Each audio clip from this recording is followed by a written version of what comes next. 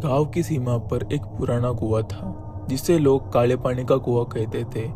यह कुआं वर्षों से बंद पड़ा था और इसका पानी हमेशा ही काला रहता था। गांव वाले मानते थे कि इस कुएं में कुछ रहस्यमय और भयानक चीज है, इसलिए कोई भी वहां नहीं जाता था। लेकिन इस रहस्यमय कुएं की वजह से गांव में हमेशा एक अजीब सा डर बने रहता था। गांव के चौक पर विक्रम नामक शिक्षक अपने दोस्तों सुमित और पवन के साथ बैठा था। विक्रम की बेटी माया पास में ही खेल रही थी। विक्रम हंसते हुए सुमित से बोला, तुम्हें पता है माया कितनी खुश रहती है, लेकिन मुझे चिंता है कि वह कुएं के पास न जाए।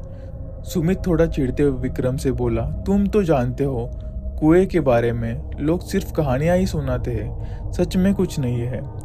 विक्रम, हाँ पर मैं चाहता हूँ कि माया सावधान रहे।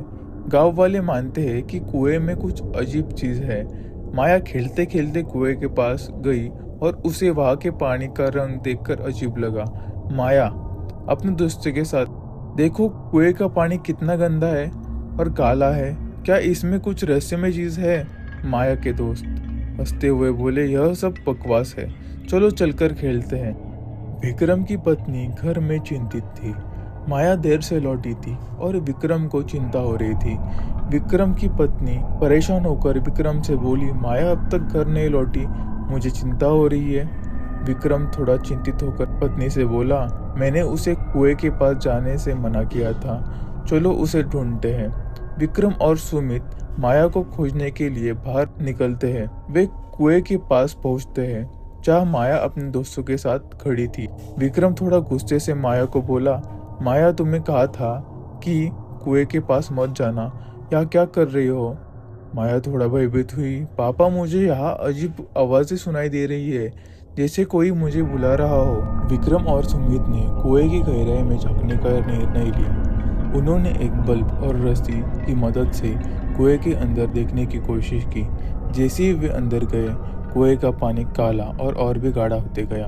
अंदर अंधेरा था और अचानक एक भयानक गंध फैल गई। सुमित थोड़ा भयभीत होकर विक्रम से बोला, यहाँ कुछ ठीक नहीं लग रहा, हमें बाहर लौटना चाहिए।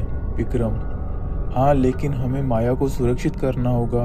विक्रम और सुमित ने जल्दी से कुएं से बाहर निकलने की कोशिश की, लेकिन तभी कुएं के अंदर से एक अजीब आवाज आई, जैसे कोई कुछ खींच रहा हो। विक्रम और सुमित कुएं की गहराई में पहुंचते हैं और अचानक वे एक भयानक दानव जैसी आकृति देखते हैं।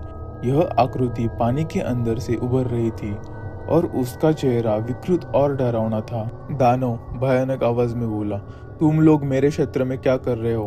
तुम्हें यहाँ नहीं होना चाहिए। विक्रम, हम सिर्फ माया को ढूंढने आए हैं, कृपया हमें जाने दो। दानव थोड़ा गुस्से में बोला, तुम सब मेरे दायरे में हो, तुम्हें यही रहना होगा। विक्रम और सुमित ने अपनी पूरी ताकत लगाकर कुएं से बाहर निकलने की कोशिश की। माया को सुरक्षित निकालने के लिए उन्होंने प्रयास किया, लेकिन दानव की ताकत बहुत अधिक थी। विक्रम और सुमित ने माया को सुरक्षित बाहर निकाला और गांव वालों को बुलाया।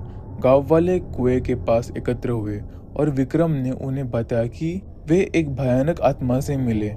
गांव वाला डर के मारे बोला, यह सच में खतरनाक है, हमें इस कुएं को पूरी तरीके से बंद करना चाहिए। और दूसरा गांव वाला बोला, हाँ हमें जल्दी से कुएं को ढक देना चाहिए ताकि कोई और यहाँ न जाए। विक्रम, सही कहा तुमने, यह कुआं हमें बहुत परेशान कर रहा है। गांव वालों ने मिलकर कुएं को पूरी तरीके से ढक दिया और उसके ऊपर एक बड़ा पत्थर रख दिया। कुएं का पानी अब दिखने से गायब हो गया था और वहां अब एक अजीब सी चुप्पी फैल गई थी। काले पानी का कुआं केवल एक डरावनी जगह नहीं थी, बल्कि एक चेतावनी थी। कुछ रहस्य को हमें कभी छेड़ना नहीं चाहिए। कभी कभी अज्ञात चीजों को अनदेखा कर देना ही सबसे अच्छा होता है।